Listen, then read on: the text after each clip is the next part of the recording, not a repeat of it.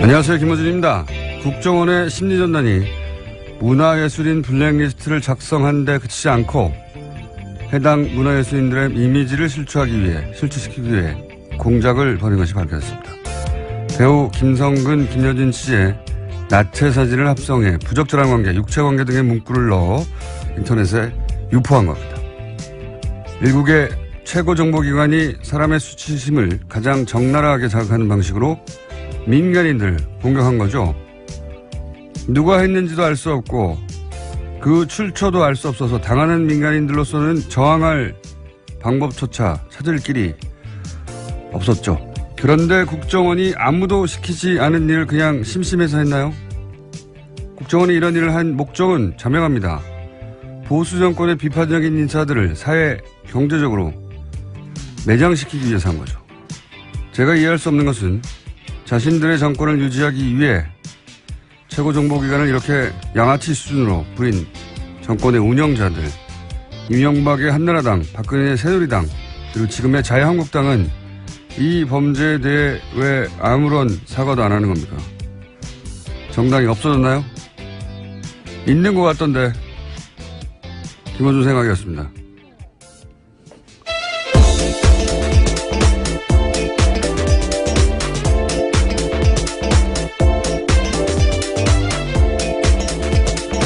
시사인의 김은지입니다. 국정원이 참 여러 가지로 우리를 놀래키는데 네, 정말 저열합니다. 이렇게까지 할 줄은 사실은 상상하지 못했던 분이 많았던 것 같아요. 예, 저런 이미지를 공무원이 세금을 받고 만들었다라는 상상을 하면요. 상상이 아니고 실제죠. 참. 노무현 대통령 논두렁식의 이 워딩도 이제 심리학자들을 동원해가지고 그냥 만든 게 아니라 당사자가 가장 치욕적으로 느낄 어떤 문구를 만들어냈다는 거잖아요. 예. 그러니까 전직 대통령을 상대로도 어떻게 하면 가장 자네는 방식으로 무너뜨려서 저항하지 못하게 하고 짓밟아 버릴까. 그래서 심리학자가 이 동원해서 공작을 하는데 그걸 생각하면 어느 누구를 상대로 어떤 짓을 못할까, 안 했을까. 예. 상상 가능한 범주를 넘어서는, 예. 온갖 짓을 한 것이 분명한데, 좀 방금 얘기했지만, 아니, 그러면은 그때 여당이었던, 네.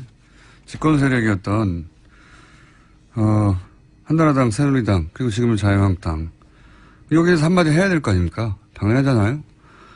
대국민은 아니더라도 최소한 당사자란 애들에게라도 뭐라고 해야 되는데, 없는 척 하고 있어요. 네. 제가 김성근이라고 했다고 하네요. 문성근 씨인데. 예, 오늘 3부에서 저희가 직접 모시고 관련해서 당사자는 얼마나 괴롭겠습니까? 말 못할 여러 가지 고통이 있었을 텐데 구체적인 사례와 이야기를 인터뷰를 저희가 3부에서 나눠보기로 하겠습니다. 자, 브리핑 시작하기 전에 요즘은 저희 앞방송이 있습니다. 김보빈 아나운서가 진행하는 앞방송 문자로 그런 문자가 와요. 오늘도 브리핑 좋았어요. 김은지 화이팅. 이제는 저희 방송 시작할 때 오는 게 아니라 앞방송에 옵니다. 타임머신 문자들. 예. 미리 들으신 거죠? 자. 어쨌든 감사합니다. 첫 번째 뉴스는요? 네, 문재인 대통령이 유엔 총회 참석차 다음 주에 뉴욕을 방문합니다. 그에 앞서 어제 미국 CNN 방송과 인터뷰를 했는데요. 전술핵 관련된 입장을 공식적으로 냈습니다. 북한의 핵에 대응해서 우리가 자체적으로 핵 개발을 해야 한다거나 우리가 전술핵을 다시 반입해야 한다는 생각에는 동의하지 않는다라고 밝힌 겁니다. 문재인 대통령은 특히 동북아 전체의 핵 경쟁을 촉발시켜서 동북아 전체의 평화와 안전을 저해할 것이라는 판단한다라고 강조했습니다. 이건 뉴스공장에서 줄기차게 얘기했던 거고, 예, 어젠가요? 매티스 국방장관도 얘기했잖아요. 예. 네, 공개적으로 그런 이야기를 했습니다. 뉴스공장을 듣는 것 같아요. 매티스가요? 왜냐면은 제가 위치가 뭐가 중요하냐고, 우리 땅에서 쏘건, 동해에서 혹은 서해에서 핵잠수함에서 쏘건, 뭐가 중요하냐고. 게다가 더 구체적으로 얘기하면 이거 조그만 핵폭탄이라고 그랬잖아요. 예. 그거는 이제 비행기 실어서 떨어뜨리거나 해야 되거든요. 핵잠수함 소리 더 빨라요. 그거 납치하고 날아가서 떨어뜨리는 것보다 실제 그 핵이 가진 억지력이 중요한 건데, 예, 위치가 뭐가 중요한지, 이건 이제 계속 말씀드리지만 이런 얘기를 뻔히 알면서도, 국민들이 불안해 하잖아요. 어쨌든 간에. 그 불안감을 이용해서 사실은 정치적으로 이득을 얻으려고 이런 주장을 하는 거죠. 예. 근데 어쨌든 문재인 대통령도 그런 얘기를 했고, 국방장관도, 예, 거의 비슷한 시기에 얘기하네요. 예. 네, 공식적으로 전술핵 재배치를 부정한 건데요. 핵 억지력을 갖고 있으면 핵무기 위치는 중요하지 않다라고 밝힌 겁니다. 뉴스 잘 들었어요, 이 양반이. 네. 놀라운 가설입니다. 지난주에 얘기했는데, 중요한 방송이니까 번역해서 들을지도 몰라요. 예, 어쨌든, 이게 미국이 전술핵 재배치의 뜻이 조금이라도 있는 것처럼 뉴스가 잠깐 나왔잖아요. 그건 소위 이제 유엔 안보리 제재안 직전에 대중국 압박 메시지라고 하는 건 사실 미중 관계에 조금이라도 관심 있는 사람들은 뻔히 알만한 내용인데도 그 무시하고 계속 전술핵 얘기를 했었죠. 예. 800만 달러 지원하겠다는 얘기도 검토 중이라는 얘기도 나오지 않았습니까? 예. 네, 어제 정부가 밝힌 바인데요. 국제기구의 대북 인도 지원 사업에 800만 달러를 지원하는 방안을 검토 중이라고 밝혔습니다. 유니세프 세계식량계획 등 유엔 산하 국제기구 요청에 따른 대북 지원 사업에 대한 논의를 할 거다라는 겁니다. 알겠습니다. 방금 한 줄 속보인데, 북한이 또 미사일을 발사했네요. 예. 네, 합참에서 밝힌 바인데요. 북한이 평양 일대에서 동쪽으로 미사일을 발사했다라고 속보가 떴습니다. 아직은 속보고요. NH가 보도한 거고, NHK가. 이제 유엔 안보리 대북 제재가 있었으니까 북한도 한마디 해야 되는 거죠, 지금. 예. 그런데 이제 저는 틀림없이 800만 달러, 유니세프가 지원한 요청한 거긴 한데, 이 얘기를 검토 중이라고 하면 또 이제 보수정당에서는 공격을 할 거예요. 보수정당은 항상 일관된 태도로 그래왔으니까요. 근데 그래서 모든 대화 채널을 다 끊어버렸지 않습니까? 예. 저는 이럴 때일수록 이런 돌파구가 필요하다고 봅니다. 예. 서로 총을 쏘고 막 전쟁할 때 1차 대전, 2차 대전 이럴 때도 각국 정상은 계속 대화를 했어요. 채널을 돌리고. 어떻게 아무 대화도 안 하고 있습니까? 자, 네, 그래서 대화와 관련된 이야기도 있는데 NHK 방송에서 보도한 바인데 북한의 외무성 부국장이 스위스에서 미국의 전 국무부 동아태 차관보와 일본의 외무성 간부를 만나서 유엔 제재 등 현안을 논의했다고 합니다. 그러니까요. 미사일을 쏘고 동시에 대화를 하고 우리 정부와의 백채널은 어떻게 되는 건지, 예, 사실은 그런 뉴스는 아직 안 나오고 있는데 있는 건지 없는 건지 있어도 사실 있다고 말을 안 하겠죠. 현 상황에서는. 백채널은 돌아가야 하는 겁니다. 제스처는 있어야 하는 거고. 자, 다음 뉴스는요? 네, 앞서 공장장께서 오프닝으로 이야기하셨던 소식인데요. 이명박 정부의 국정원 블랙리스트와 관련해서 이번에 정말 저열한 지시를 한 문건이 나온 겁니다. 국정원 심리전단이 2011년 여름에 배우 문성근 씨와 김여진 씨의 부적절한 관계를 꾸며내서 이미지를 실추시키는 내용의 계획서를 작성하고 상부에 보고했다라고 합니다. 또 실행에 옮겨졌고요. 알겠습니다. 이야기는 저희가 당사자로부터 직접 듣기로 하고, 사실 핵잠수함도 필요 없어요. 미국 본토에서 쏴도 25분 30분이면 평양까지 날아가요. 뭐 여기다 갖다 놓습니까? 정말. 네, 블랙리스트 이야기가 다시 또 돌아가신 거죠? 갑자기 생각이 나가지고. 예. 자, 블랙리스트 이야기 있고요. 예, 블랙리스트 뉴스는 쏟아지고 있습니다. 계속해서 MBC도 자체 블랙리스트 있다는 얘기 나오고 KBS도 나오겠죠. 그거 다 자세하게. 자, 최근에 또 BBK가 자꾸 수면 위로 올라오고 있잖아요. 이 뉴스도 뉴스공장의 관심사인데. 네. 어제 대정부 질문에서 박영선 의원이 또 관련된 의혹을 제기했습니다. BBK 가짜 편지 사건과 관련한 새로운 증거가 있다라고 공개한 건데요. 자신이 받은 문자 메시지를 보여준 겁니다. 이 해당 메시지에는 박영선에게 제 본의가 아니었음을 사죄드리며 기회가 되면 정식으로 사과하겠다라는 내용인데요. 그러니까 가짜 편지를 발표한 검찰의 발표가 전부 거짓이다라는 내용이 있습니다. 이게 뭐냐면 BBK 전문가로서 이게 뭐냐면은 기획입국 이런 단어 생각나시죠? 당시 네, 2007년이었습니다. 한마디로 하면 민주당이 BBK를 이명박 후보에게 죄를 뒤집어 씌우기 위해서 만들어서 뒤집어 씌우기 위해서 김경준과 짜고 김경준을 입국시켰다. 네, 기획해서 입국시켰다라는 거죠. 이런 설을 주장했어요. 당시 새누리당에서. 근데 이제 그걸 나중에 선거 막판에 그걸 입증하는 편지라면서 흔든 게 하나 있어요. 네. 근데 내용이 뭐냐면 김경준 씨하고 교도소에 같이 수감됐던 모 씨가 김경준 씨에게 편지를 보냈다. 근데 내용이 뭐냐면 큰 집, 당시 노무현 정부 청와대를 의미하는 거죠. 큰 집과 무슨 약속을 했던 간에 이용당할 거다. 그러니까 하지 마라. 이렇게 만류하는 그런 내용이에요. 근데 이 편지가 날조된 거라고. 3년이 지나고 나서 그 수감자의 형제가 네, 고백을 합니다. 내가 썼다고 그거.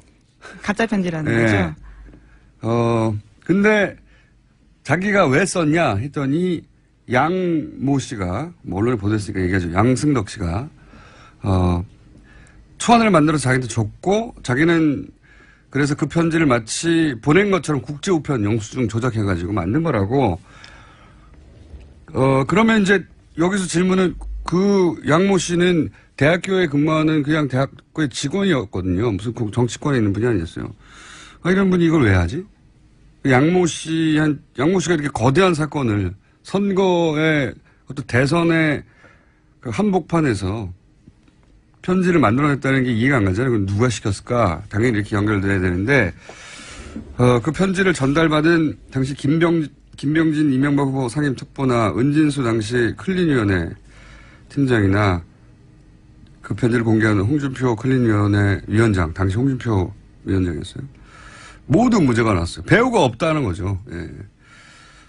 그때 그 폭로한 신명 씨는 이상득, 최시중, 신기옥 대통령의 이명박 대통령의 동서죠. 이 사안을 핸들링하고 있으니 검찰에 가서 얘기해도 된다. 이렇게 얘기 들었다고도 진술했는데 예. 모두 검찰이 사면해 준 예, 지어낸 얘기라고 검찰이 했어요. 지어낸 얘기. 털어준 겁니다. 예. 이 사건이 역시 재수사 대상인데 박영선 의원이 어떤 단서 새로운 물증을 가지고 있는지 모르겠는데 저희가 한번 인터뷰 시도해 보겠습니다. 자, 뉴스 하나 정도 더 하고 이제 저희가 준비한 미니 인터뷰가 있거든요. 예. 네. 저보다 많이 나오는 게 아닌가 싶은 이정열 전 판사님을 곧 연결해야 될 것 같습니다. 어떤 뉴스가 있습니까, 정치권에? 예, 국민의당에서 추미애 더불어민주당 대표의 소위 땡깡 발언에 대해서 문제 삼고 있습니다. 추 대표의 사과 요구 없이는 김명수 대법원장 인준안 처리를 위한 국회 일정에 협조할 수 없다라는 입장을 밝혔습니다. 기분이 나빴겠죠. 땡깡을 놓는 집단이라고 하면. 예. 화날 수 있죠. 근데 정치가 원래 그렇게 말로 치고 박는 거고, 뭐 조롱도 하고 면박도 하고, 어느 나라 그래요. 다른 나라 국회 진행되는 거 보면 서로 그냥 날선 공방, 뭐 유머를 좀 섞어가면서 하기도 하는데, 근데 이제 추미애 대표만 땡깡 놓는 집단이라고 했느냐. 안철수 대표도 문재인 청와대야말로 적폐라고 했거든요. 예. 근데 만약에 그런 말을 듣고 문재인 대통령이 나를 적폐라고 하다니 모욕적이다. 사과하기 전까지는 청와대 업무를 보지 않겠다. 이렇게 말했다고 생각해 보세요. 그럼 언론이 가만히 있겠어요? 정치적 공방하고 공적인 책무를 구분하지 못한다고 그랬겠죠. 비난이 쏟아졌겠죠. 누구도 편들어주지 않았을 거예요. 그러니까 국민의당은 추미애 대표하고 말로 싸우면 됩니다. 말로 싸우는 게 정치인데 그래서 더 설득력 쪽의 지지를 받고 근데 사과하기 전에는 이제 사법부 수장 자리를 공석으로 두겠다는 거죠. 일정에 협조할 수 없다는 거잖아요. 네, 원래 25일 전에 임명 절차를 끝내야 되는데요. 거기에 얽매이지 않겠다라고 밝힌 겁니다. 그러니까 이런 공방이 있다고 해서 기계적으로 양쪽 다 전달하는 건 좀 말이 안 되는 것 같아요. 자기들이 하는 게 어떻게 사법부 수장을 공석으로 둘 명분이 되냐. 만약에 문재인 대통령이 적폐라고 했다고 청와대 업무를 보지 않는 것과 마찬가지니까 이렇게 따져야 정상 아닙니까? 저는 그렇게 생각이 되는데 항상 이 사태는 제2의 머리 자르기 사태로 벌지나 뭐 이런 식으로 기자들은 빠져나가고 같이 판단 안 하는 거죠. 비겁한 태도라고 봅니다. 저는. 여기까지 하고요. 네, 저는 인사드리고 가겠습니다. 자, 안녕히 계십시오. 지금까지. 예, 시사인 김은지였습니다. 감사합니다. 자, 바로 연결하겠습니다. 저희 뉴스공장에 영장 해설 전담 판사, 각종 사법계에 일어나는 일들을 모조리 해설하고 계신. 왜냐하면 영장 전담 판사도 해봤고 부장판사도 해본 분이기 때문에 이정열 전 부장판사 전화 연결되어 있습니다. 안녕하십니까? 네, 안녕하세요. 근데 저 법무수석에서 저기 해설로 뭐 강등된 겁니까? 아니면 보직이 변경된 겁니까? 언론사 해설위원이 훨씬 더 높아요. 네. 알겠습니다. 네. 자, 두 가지 주요 질문인데, 네. 어제 이제 청문회가 있었지 않습니까? 네네네. 대법원 김명수 대법원 보자. 예, 예. 청문회가 있었고, 그 이전에 카이 영장이 또 한 번 기각됐지 않습니까? 네네. 영장 기각이 거의 유행에 가깝게 지금 벌어지고 있는데, 근데 이제 네. 본인 사안이라 증거인멸이 네. 죄가 안 된다라고 네. 영장 기각 사유를 밝혔어요. 네네. 그러니까 본인 사유는 자기를 법적으로 보호하기 위해서 그럴 수 있다고 판정한 것 같고 그게 법리인 것 같은데 거기 또 문제 제기를 하는 사람들이 있습니다. 그게 본인이 직접 한 게 아니고 본인 사안을 누구 시킨 게 아니냐 뭐 이런 식의. 네, 여기서 해설이 필요해서 그 기각권은 네네. 어떻게 된 겁니까? 일단, 지금 제가 지금 자료를 안 가지고 있어서 좀 불투명하긴 한데, 아마 형법 155조인가 아마 그런 걸로 알고 있어요. 거기에 보면 증거인멸죄가 나와 있는데, 네. 증거인멸죄 구성요건 자체가 타인의 형사사건 또는 징계사건 이렇게 돼 있어요. 네. 자기의 형사사건인 경우에 아예 범죄가 안 되는 걸로 지금 법이 그렇게 돼 있습니다. 네. 그러니까 이게 뭐 이렇게 법을 규정하는 게 맞냐 틀리냐를 떠나서 일단 네. 법은 그렇게 돼 있어요. 그러니까 네. 자기 사건인 경우에는 안 된다라는 게 이제 뭐 이건 좀 정말 그 형법의 기본 중에 기본이거든요. 네. 근데 그건 그렇고 네. 다만 이제 제기되는 문제가 뭐냐면 이게 온전히 자기 사건만이면은 뭐 그냥 범죄가 안 되는 건 너무 명백한데 예. 이 증거가 자기 사건 겸 타인 사건일 수도 있거든요. 그래서 이제 뭐 박주민 의원 같은 경우에는 아니 자기가 인멸한 게 아니고 남을 시켰고 예. 그리고 그 남을 그건 시켜서 또 다른 문제죠. 그렇죠. 예. 그건 또 다른 문제예요. 예. 남을 시켜서 삭제한 그 내용이 말씀하신 대로 자기와만 관련된 네. 게 아닌데 그렇죠. 예. 어떻게 그 경우에는 지금 그러니까 판례는 그러니까 지금 박주민 의원께서 지적하신 거는 뭐냐면 자기가 행위를 하지 않았는데 자기랑 관련돼 있는 사건인 경우고요. 지금 이제 판례가 있는 건 뭐냐면 자기가 행위를 하긴 했는데 그게 타인 및 자기까지 관련되니까 행위자가 누구냐의 차이가 있기는 있어요. 근데 판례는 이제 자기가 행위를 한 경우에 타인하고 관련성이 있으면 그것도 안 된다, 범죄가 안 된다라고 하는 판례가 76년가부터 나오고 있거든요. 현재까지 나오고 있고, 그러니까 문제는 이제 자기가 행위를 안 했는데 타인을 시킨 경우, 내지는 방조한 경우, 이 경우는 지금 명백하게는 없어요. 그래서 아마 지금 사실 이게 그 증거인멸에 관해서 자기 형사사건인 경우에 범죄가 안 된다는 건 너무 기본 중에 기본이라 네. 영장기각 사유를 보면 그게 어떻게 보면 너무 명백하긴 한데 한편으로 뒤집어서 보면은 아니 검찰에서 이런 기본도 모르고 영장을 청구했겠나라는 생각이 들거든요. 그렇겠죠 당연히 예. 그렇죠. 예, 너무 쉬운 거기 때문에 그래서 아마 뭔가 있을 거다 싶은데 아마 그것이 박주민 의원 지적한 대로 본인이 행위를 한 건 아닌데 교사범이 아니겠느냐. 예, 그 경우에는 지금도 아직 명백한 기준이 없어서 그래서 영장을 청구했을 것 같고 지금 사실 그 부분에 관해서 우리나라 판례는 그렇게 돼 있는데 일본 판례를 비롯해서 학설은 다 이거 타인이 게재돼 있으면은 무조건 처벌해야 된다는 게 다 수설이거든요.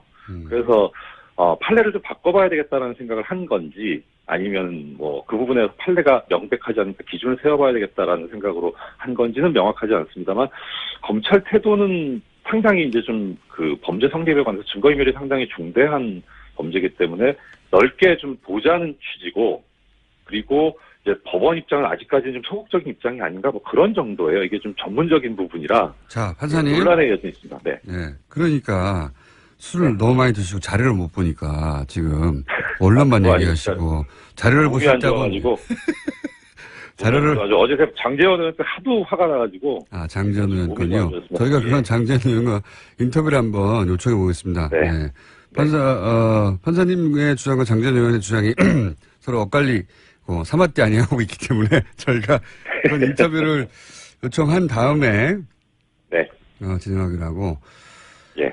그 김명수 대법원장 청문회에서 제가 이제 납득하기 쉽지 않은 질의들이 몇 가지 나왔어요. 이제 많이 나왔죠. 많이 나왔는데 제가 이제 시간이 별로 안 남았기 때문에 퉁쳐서 여쭤보면 자유한국당 주강덕 의원이 전국 법원장 회의에서 발언한 내용을 가지고 질의를 했어요. 네. 또 장재원 의원은 법무비서관 사표 수리를 독촉한 거 아니냐라고 인사에 관한 내용을 또 질의를 했습니다. 그리고 국제인권법 연구회가 몇 명이고 우리 법 연구회가 몇 명이고 굉장히 구체적인 숫자도 거론이 됐고 또 인권법 연구회 가입을 누구누구에게 특정해서 권유하지 않았냐라는 질의도 나왔고 제가 이제 한두 가지가 아니라 전체적으로 볼 때 이걸 어떻게 알았지? 저랑 같은 생각하셨네요. 아니 이걸 대체 어떻게 아는 거지? 예를 들어서 그러니까요. 법원장 회의에 국회의원이 들어가는 게 아니지 않습니까? 그럼요. 네. 네, 법원장급이 돼야 들어가는 것이고 이 얘기를 알았다는 거는 법원장이 최소한 법원장급이 자유한국당에 알려줬다는 얘기 아닙니까? 그렇죠. 법원장급뿐만 아니라 저는 의심 가는 사람이 한 사람이 있어요. 누군가? 법원장급은 아닌데 뭐 어느 다른 방송사에서 주광덕 의원이 인터뷰를 한 거 보니까 그 법원장의 녹음도 가지고 있다 이런 얘기가 나왔어요. 녹음도요? 예, 그래서 그게 사실인지 아닌지까지는 모르겠는데 최소한 하여튼 이 일련의 여러 가지 정보들이 나오는 출처가 네.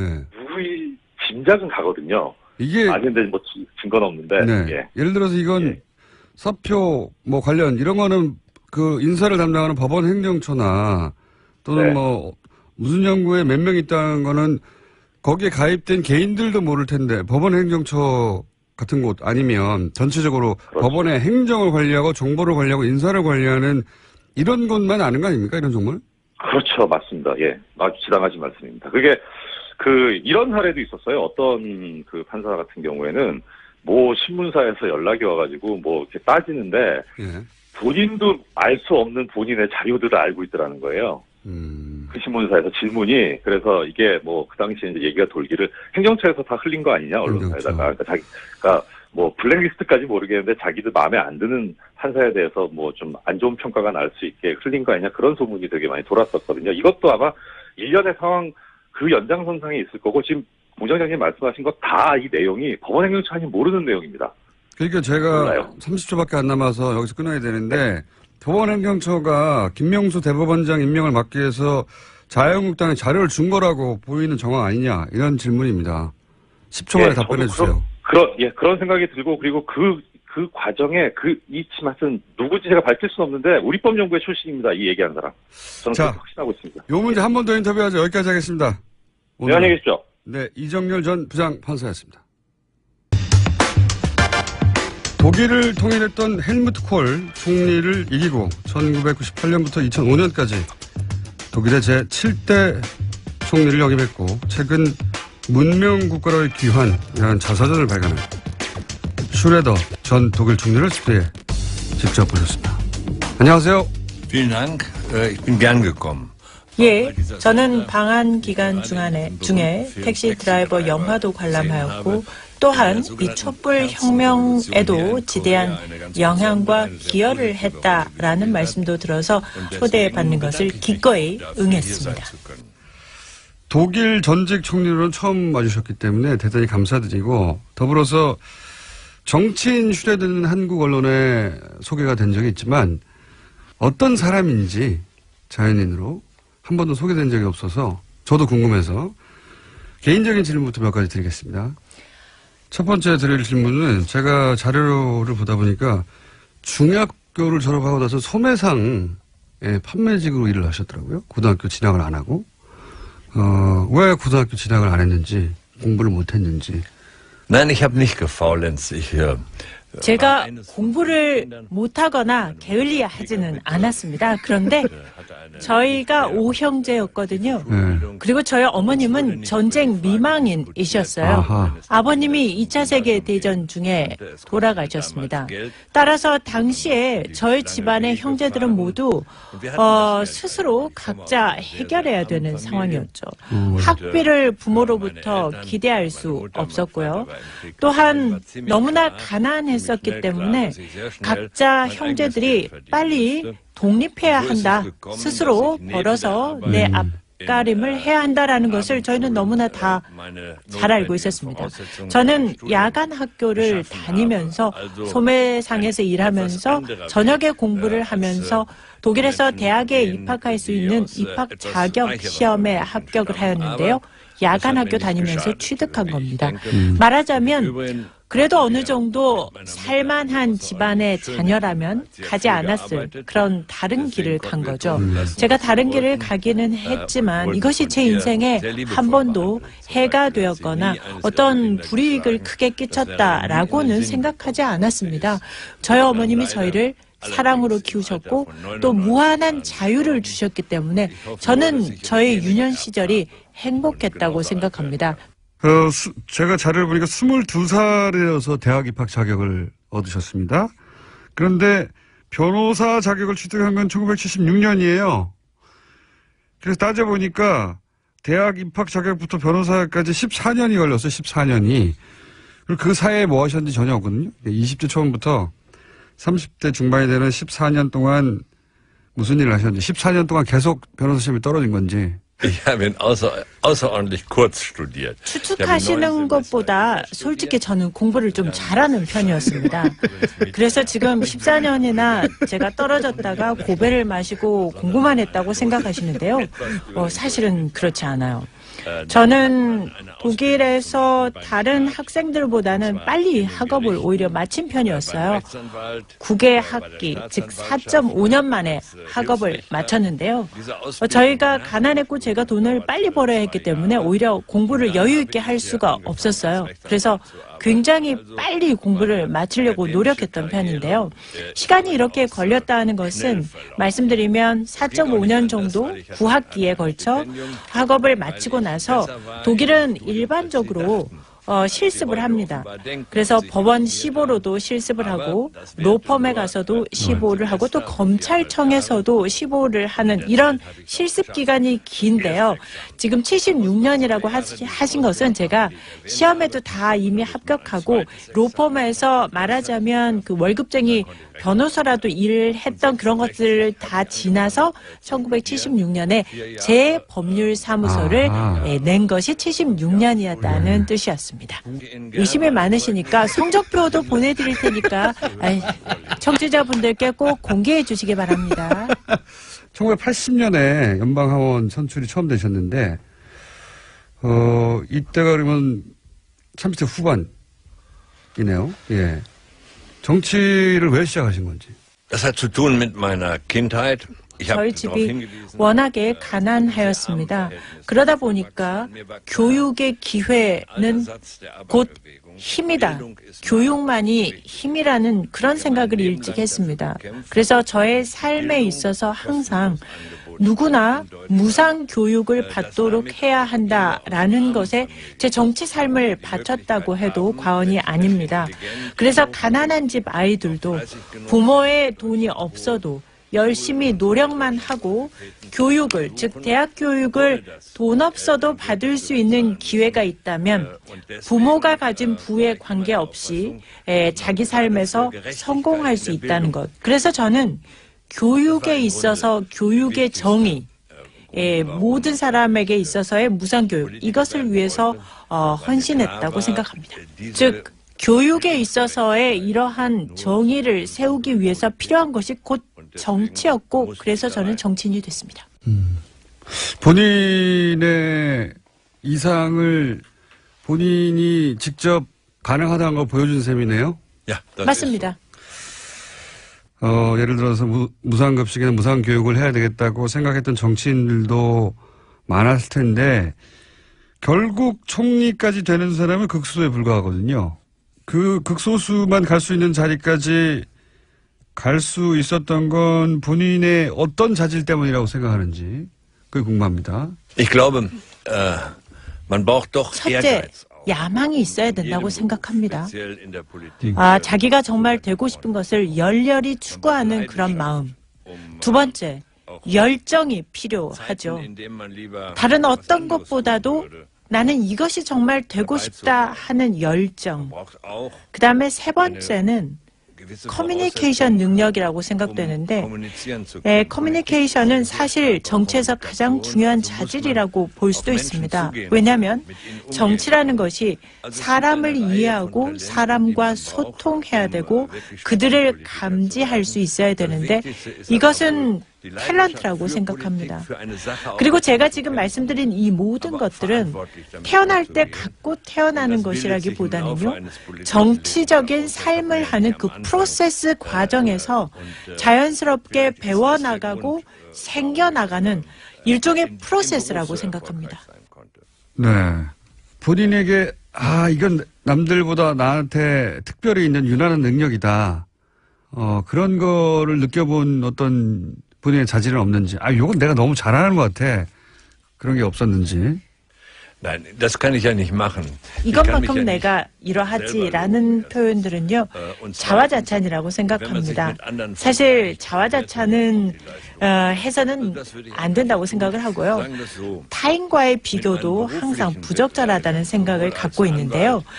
그렇게 물어보시니까 한번 생각을 해보면, 제가 변호사를 할 때나 정치인으로서 활동을 할 때도 어떤 과정에서든 저는 상당히 저 자신에게 만족하는 편이었습니다. 때로는 극심하게 어려운 시기도 있었고 또 매우 내리기가 어려운 결정들도 있었어요.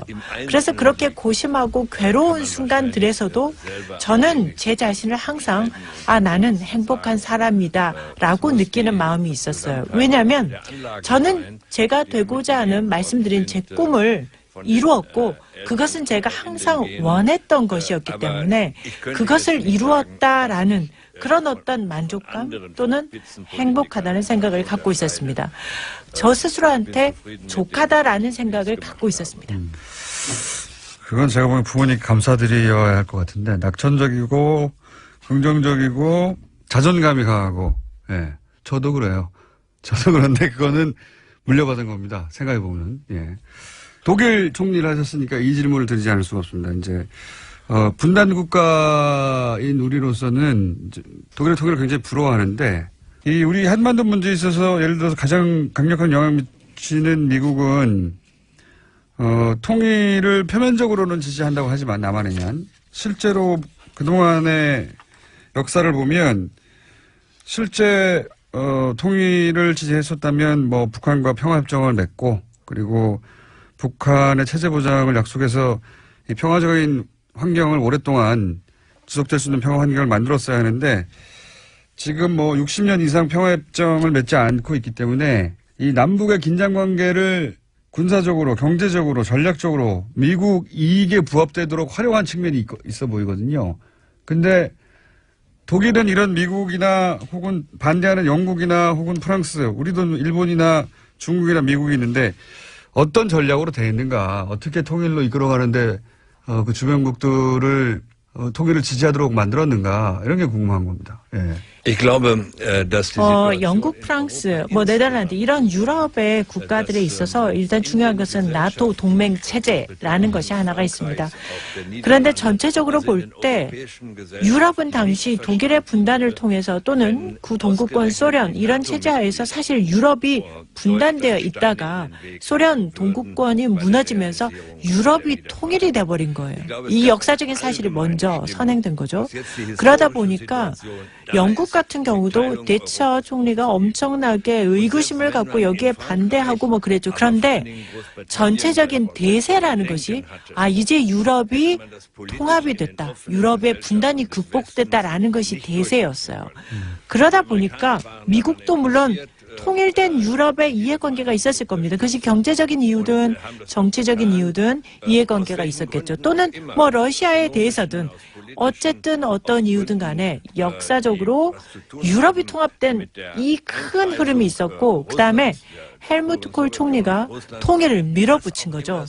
지금이야말로 통일이 될 절호의 기회라는 것을 간파하고 밀어붙이니까 유럽이 통일된 마당에 독일만 분단으로 남아 있어야 한다라는 게 이게 명분이 없어진 거예요. 바로 그러한 명분 때문에 영국도 어떻게 보면 대처가 결국은 그 명분 앞에서 자신의 그런 유보적인 입장을 결국 내려놓을 수밖에 없었다라고 생각을 합니다.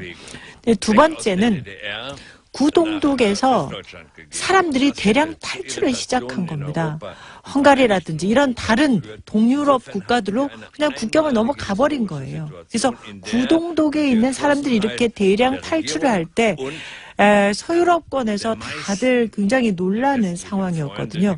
그리고 통일에 대해서 강대국들의 우려, 걱정 없을 수가 없죠. 독일이 너무 강력해지는 것 아닌가. 여기에 대한 두려움은 항상 있었습니다. 그런데 두 가지.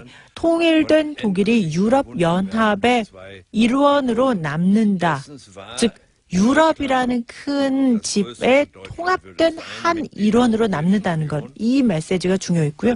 두 번째는 헬무트 콜이 고르바초프와 협상을 해서 통일된 독일은 통일 이후에도 나토의 일원으로 남겠다라는 이 두 가지가 있었기 때문에 주변국의 우려를 불식시킬 수 있었습니다. Was könnte die Strategie in Korea? 좀 전에 미국의 어떤 이해관계 때문에 이런 분단의 평화협정을 하려면 했을 텐데 이런 미국의 이해관계도 말씀을 하셨는데 저는 이 분단에 대한 이해관계가 미국만 있는 것인가 하는 생각도 해봅니다.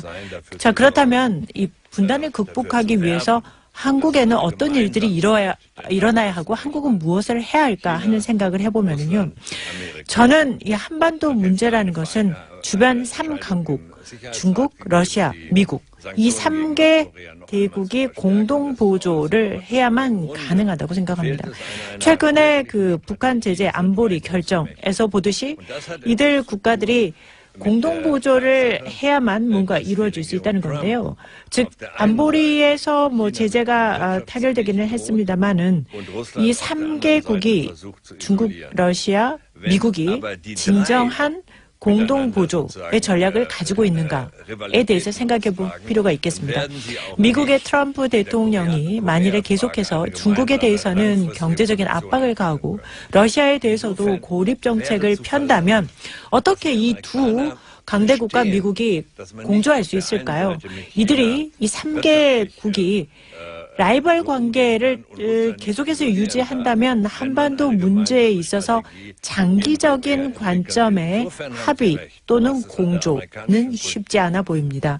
또한 미국의 이해관계, 또 미국이 반드시 이해하고 넘어가야 하는 것은 중국에 대해서 경제적인 압박, 러시아에 대한 고립 정책 이런 것을 계속하게 되면 절대 이 두 국가가 미국에 대해서 공조를 할 이유가 없다는 것이죠. 그런데 지금 현재 한국의 새 정부가 방향을 설정한 것을 보니까 제가 볼 때는 꽤 괜찮은 방향 설정을 하고 있다고 생각이 듭니다. 그중에서도 에너지 분야를 보면은요. 한국이 러시아와 협력할 분야가 아마 에너지 분야라고 생각하고 움직이는 것 같은데 저는 이 새로운 정부의 시도들이 상당히 이 관계를 개선하는 데 도움이 될 수 있다고 보고요. 통일과 관련해서도 장기적으로 솔루션이나 전략이 필요하겠구나라는 생각들을 해봅니다. 미국 얘기가 나와서 관련해서 한 가지를 여쭤보자면 독일은 유럽에서 가장 굳건한 미국의 우방국 중에 하나였어요. 그런데 최근에 트럼프 정부가 들어서고 나서 메르켈 총리가 유럽 운명은 유럽 스스로 맞서야 한다라고도 하고 미국 안보 협력을 영구적으로 기대할 수 없다고도 하고 이런 발언들이 나오는데 독일과 미국의 관계가 아주 근본적으로 바뀌는 그런 시대에 접어들어섰나요? 어떻게 이해합니까? Nein, das glaube ich nicht. 제가 볼 때 근본적인 어떤 관계 변화라고는 할 수 없을 것 같습니다. 그렇지만 변화가 있는 것은 사실이고요. 사실 제가 총리 재임 시절에 부르짖었던 것이 상대적인 외교 정치의 독립성이었던 것이고요. 그런 의미에서 저는 이라크 전쟁 참전을 반대했었습니다. 우리의 대외 정책은 워싱턴에서 결정되는 것이 아니라 베를린에서 결정한다라는 것을 표방하고 참전 반대를 했던 것이죠. 물론 이러한 저희의 상대적 독립성의 외교가 미국 사람들이 좋아할 리는 없었을 것입니다. 그러나 그렇다고 해서 저는 미국도 그것을 인정할 수밖에 없다고 생각하고요. 또 유럽 내에서의 어떤 균형, 또 나토 동맹국 내에서의 내적 결속 강화 이런 것들은 당연히 적절한 것이며 그렇게 한다고 해서 지금 말씀드린 유럽 내의 어떤 강화나 나토 동맹국 간의 강화가 미국에 반대한다는 의미는 절대 아닙니다.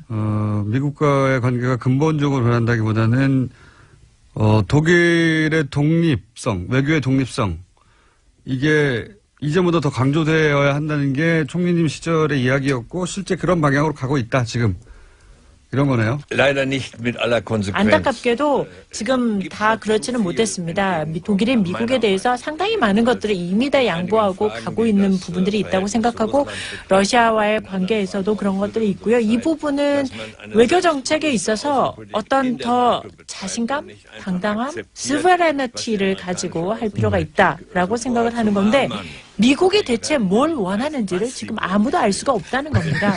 예측 가능성이라는 게 있어야 하는 건데 하루가 다르게 트위터에다 대고 오늘은 이 말을 내일은 저 말을 해대면 이 예측 불가능성에 나라가 휘둘리게 된다는 거죠. 그렇기 때문에 중요한 것은 유럽이 가지고 있는 합리성을 가지고 더 자신감을 갖고 대외 외교 정책을 해야 한다는 거죠. 알겠습니다. 방금 트럼프 대통령에 대해서 평가하신 셈인데 다시 한번 트럼프 대통령에 대해서 어떻게 평가하냐고 제가 독립적인 질문을 드리면요. 별도에.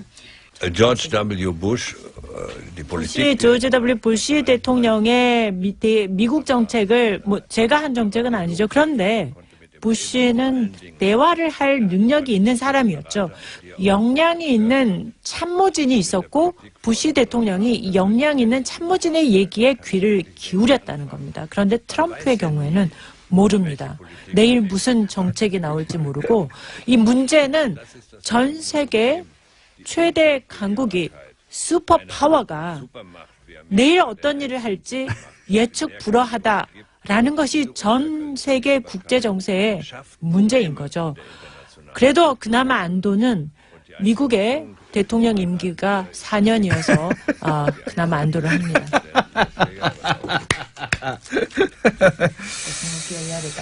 지금 그런 트럼프하고 이야기를 어떻게 우리 한국의 보수 세력이 주고받고 있냐면 전술핵을 한반도에 다시 배치하자.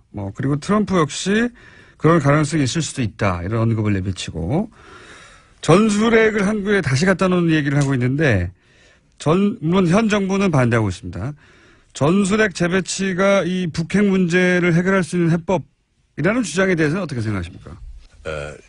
전혀 아닙니다. 국제 정치가 추구하는 목표라는 것은 핵에 대한 전반적인 축소입니다. 이러한 시도는 북한의 핵무기 가능성에 대해서 남한도 핵으로 여기에 대응한다. 이런 식의 잘못된 시그널을 보내서는 안 된다고 생각하고요.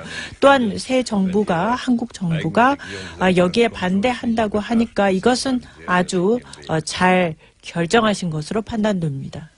이건 어떻습니까? 한국 보수에서는 북한과는 대화가 무의미하다. 그래서 실제 지난 9년간 북한과 대화가 완전히 단절했거든요. 그런데 문재인 정부는 대북 제재 그리고 대화 재개를 동시에 추진하는 게 기본 방침이에요. 예.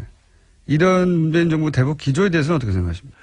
Das ist absolut richtig. 전적으로 옳은 정책이라고 생각하고요. 매우 합리적이라고 생각합니다. 문재인 정부가 추진하는 그 정책을 잘 관철시키기를 바라겠습니다. 북한이 대화 능력이 없다라는 판단은 맞는 판단입니다. 바로 그렇기 때문에 한편으로는 제재를 통한 압박을 가하면서도 다른 한편으로 동시에 우리는 대화를 할 준비가 돼 있다라는 신호를 보내는 이 동시정책, 이것은 매우 중요하다고 생각하고요. 북한은 자기의 체제를 유지하기 위해서는 대화 능력이 없는 것으로 하는 것이 자기 체제 유지에 유리하다고 생각해서 그렇게 하고 있는 것 같은데 남한은 적어도 대화를 할 준비가 돼 있다라는 것으로 신호를 보낼 필요가 있습니다.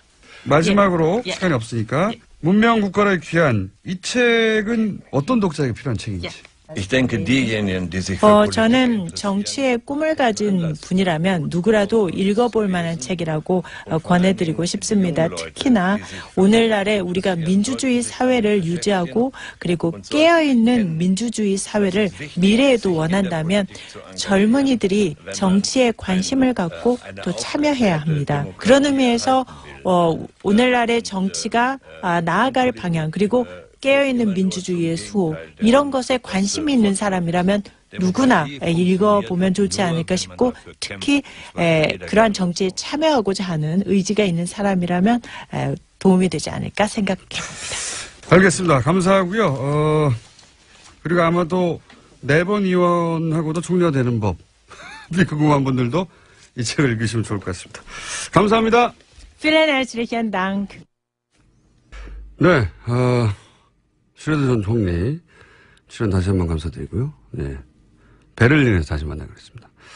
그리고 독일의 총리가 아니라 한국의 총리, 네, 이낙연 총리 9월 26일이죠. 네, 1주년 공개방송 출연해 주시기로 하신 거 매우 감사드리고요. 네, 지금 총리실에서 이제 여러 가지 연락이 오고 있습니다. 네.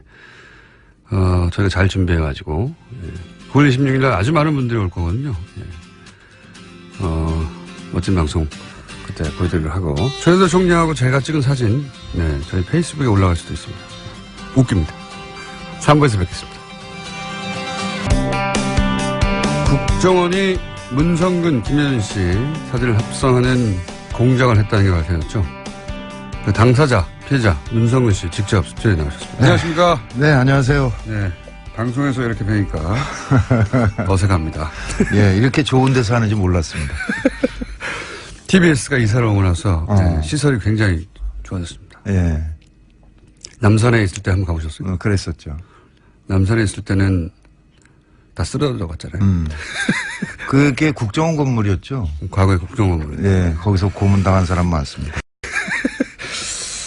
자, 우선 그 이미지를 과거에 얼핏 본 적은 있었죠, 사실은. 예, 아니, 근데 워낙에 쓰레기들이 많았기 때문에 그냥 넘어갔던 일이고요. 그 다음에 한 10여 번 한 적이 있었는데, 그 트위터 같은 경우는 그 미국 본사에 확인해야 된다고.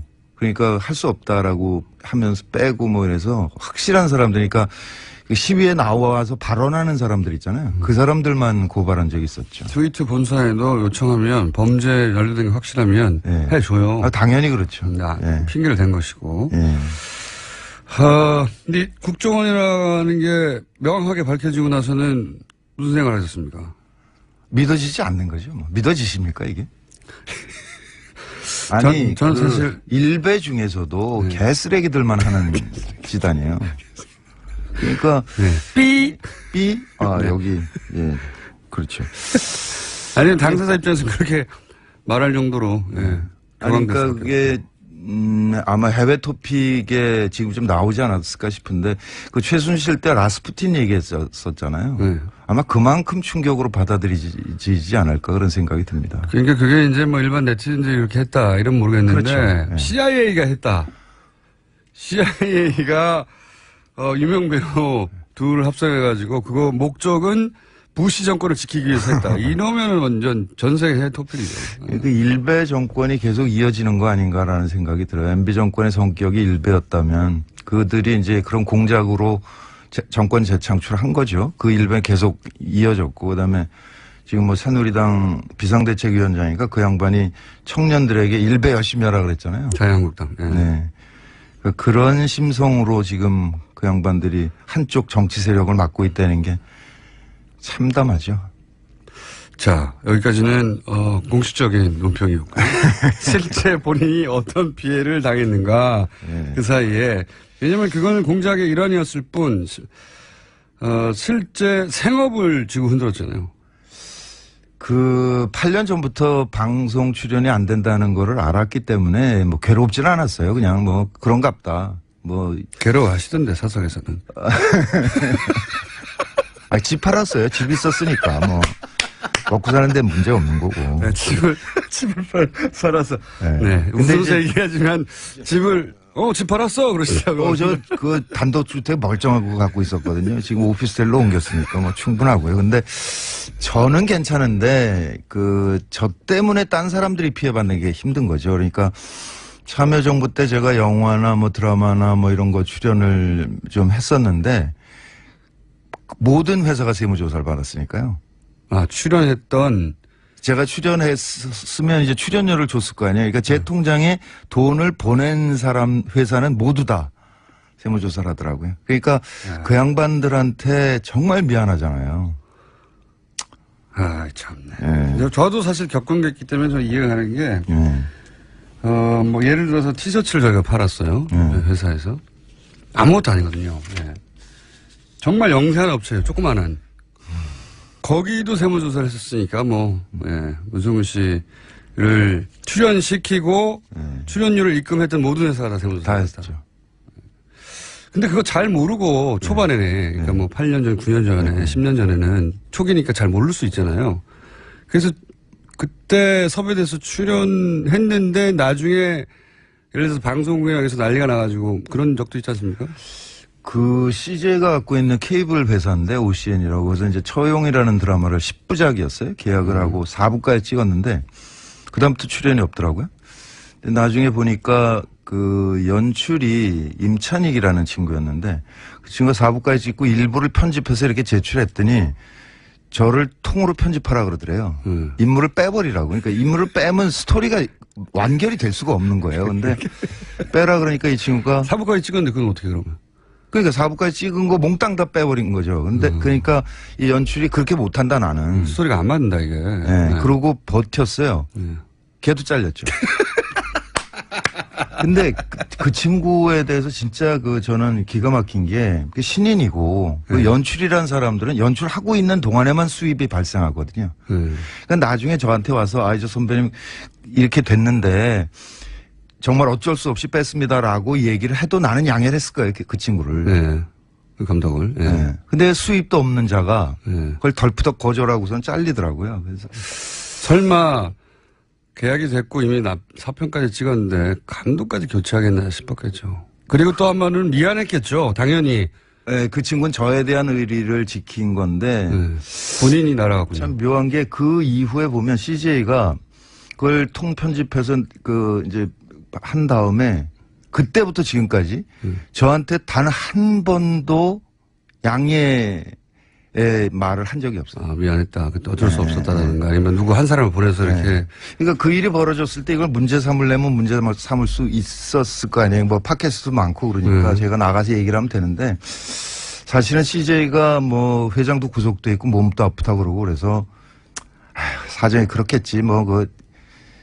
저도 맨날 당하던 일이니까 그냥 양해하고 이제 문제 삼지 거기는 않고. 재벌이고요.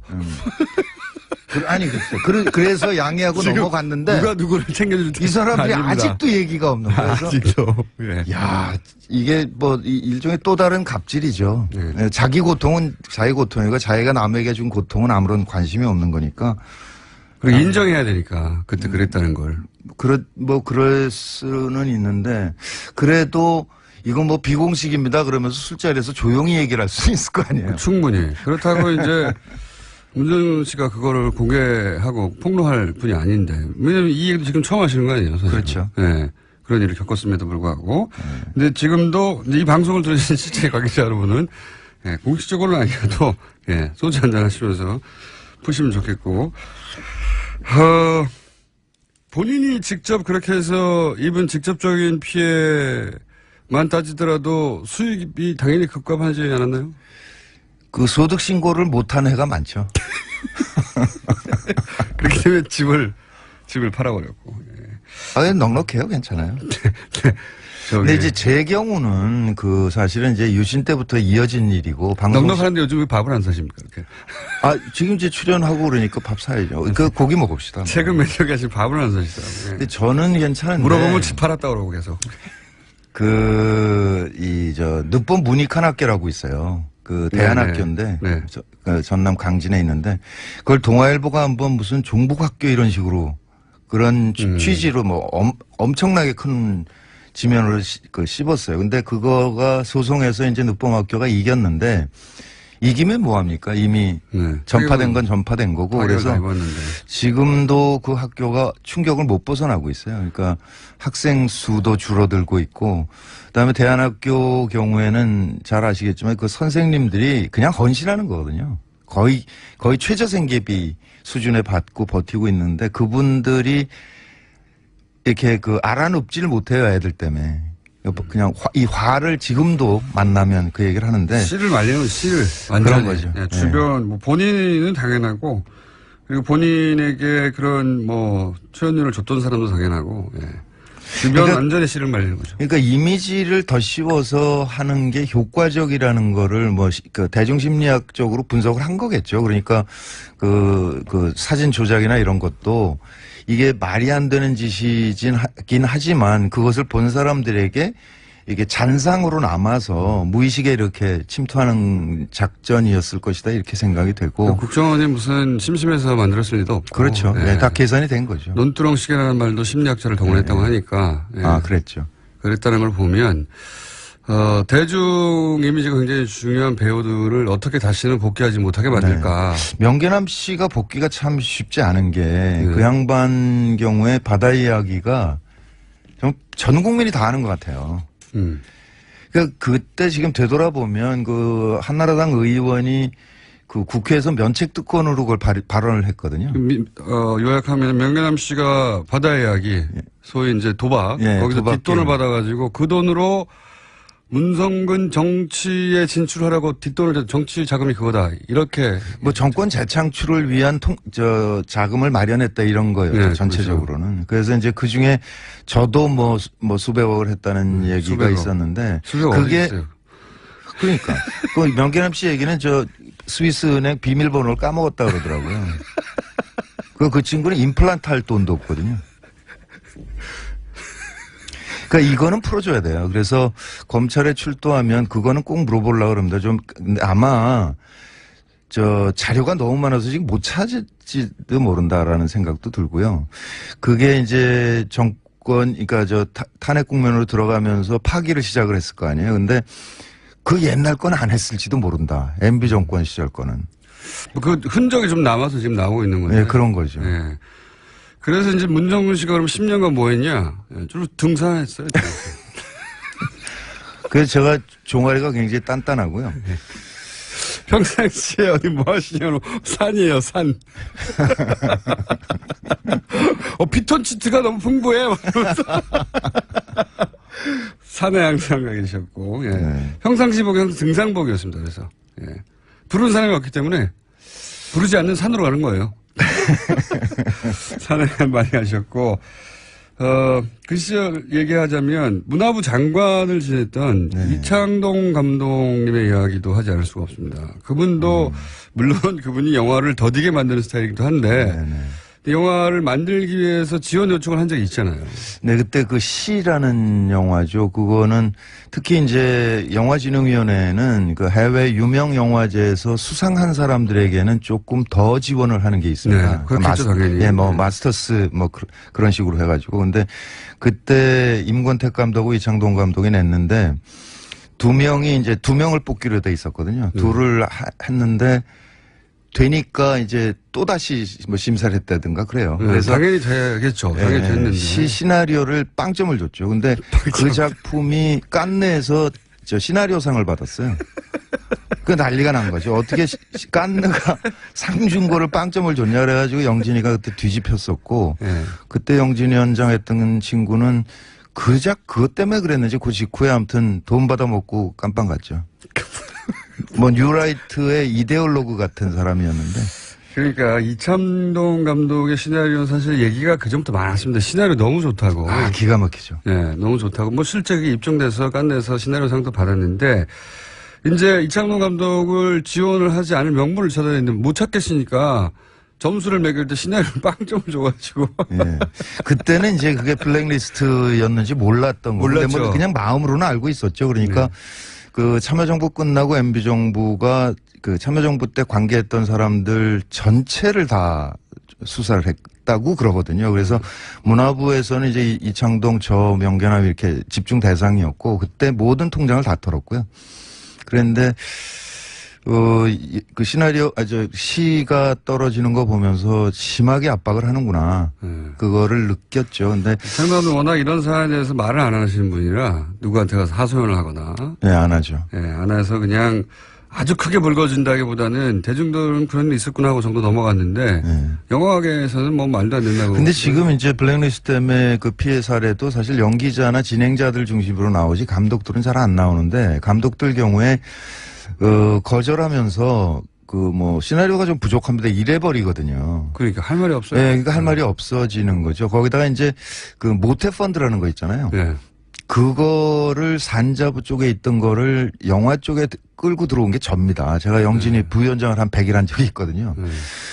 그러니까 모태펀드라는 건 정부나 정부 산하기관이 10% 정도의 돈을 넣으면 민간이 90%를 넣어서 그렇죠. 펀드를 조성해요. 일종의 공적 문화자금. 네. 그러면 이제 그 투자한 사람들이 한 명 간사를 보내서 투자 심사회의를 운영하거든요. 근데 정부 측 10%에 대해서는 우리 때는 그 발언을 안 했어요. 파송을 안 했어요. 그 회의에. 아예. 아예. 정부 입김이 갈까봐. 네. 그러니까 아예 안 했는데. 문학에서 알아서 판단하라고. 그렇죠. 그랬는데 그 정권이 바뀌면서 파송을 시작한 거죠.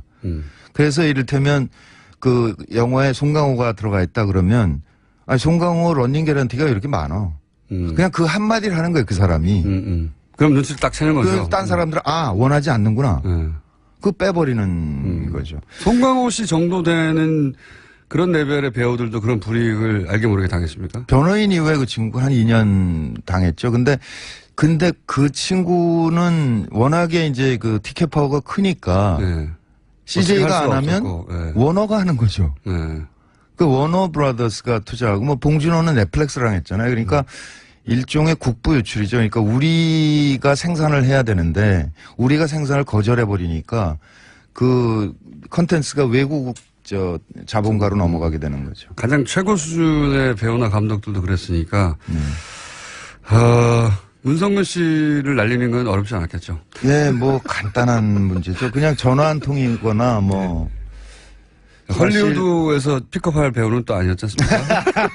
그러니까 제가 한창 활동할 때는 연락 왔었어요. 제가 그러니까 영어를 외우면 이렇게 할 수는 있을 것 같은 사람으로 보였나 봐요. 그래서 몇 번 제안이 온 적은 있습니다. 아이고 제가 그래도 맞아요. 10년 전에는 네. 그 10년이면 그런 생각 안 했어요. 이번 드라마 보니까 네. 그렇게 자글자글해요. 그래서 어디 댓글을 보니까 문성근 씨는 연기는 뭐 참을만 한데 너무 쭈글쭈글하다 이렇게. 아니 그 10년을 빼앗긴 게 억울하지 않으세요? 배우로서 그냥 뭐 배우로서는 생활인이 아니라 배우로서. 배우로서는 조금 아쉬운 점은 있을 수 있으나 이게 역사라는 게 시간이 흐르는 거고 역사적인 이 시점에 저는 저 나름대로 기여하려고 노력을 했잖아요. 그러니까 네.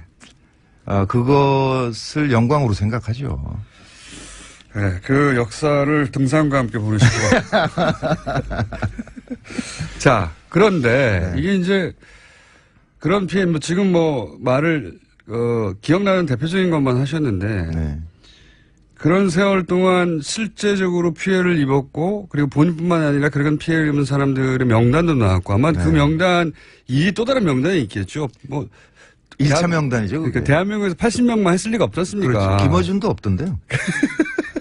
저는 대신 소송을 많이 당했잖아요.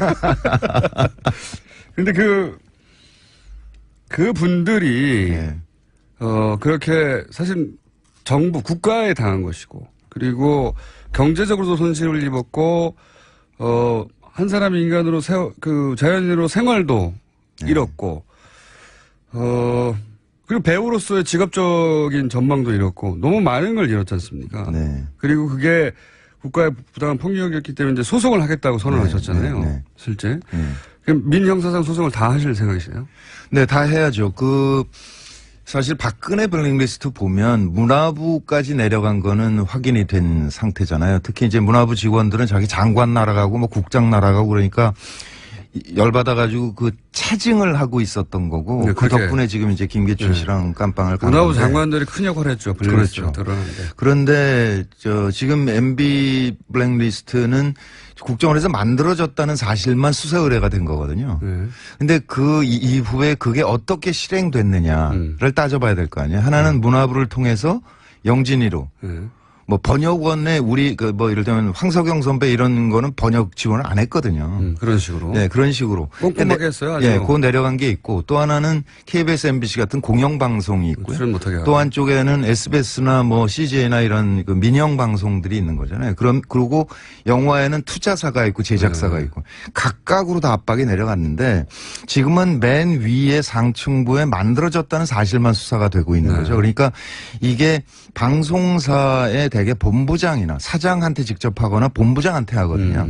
그러면 사장이 본부장에게, 본부장이 CP에게, CP가 PD에게. 네. PD는 미안한 얼굴로 와가지고. 예, 뭐, 네. 이해해주라, 뭐, 이렇게 하고 넘어가는 거거든요. 그러니까 이 중간 단계가 지금 빠져 있는 거죠. 그러니까 요거를, 지금 사실 검찰이 인력이 부족한 상태일 거예요. 뭐, 안원구 정장도 사람이 필요하다 그러시 얘기하시던데 그러니까 너무 많으니까요. 너무 많으니까 지금 지금 수사를 못 하고 있는 거죠. 그러니까 우리가 그거를 고발을 하면서 동시에 KBS, MBC, SBS 노조에 예.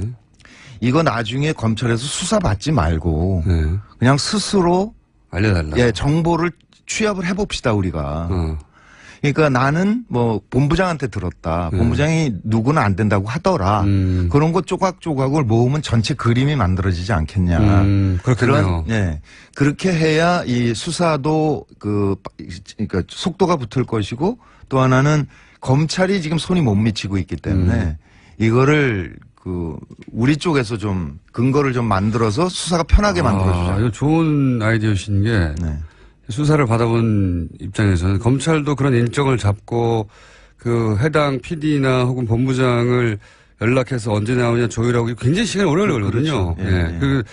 그분들도 다 이제 생활하고 있기 때문에 그거를 미리 지금 마침 또 KBS, MBC 양대 네. 방송국의 노조들이 파업을 하고 있기 때문에 그렇죠. 직접 현장에 가서도 그런 얘기를 하시고 이 방송을 들으신 분들도 아예 그냥 일종의 민간 태스크포스처럼 만들어서 서로 네. 정보를 공유하고 해서 하면 일이 좀 간단해지고 빨라지겠네요.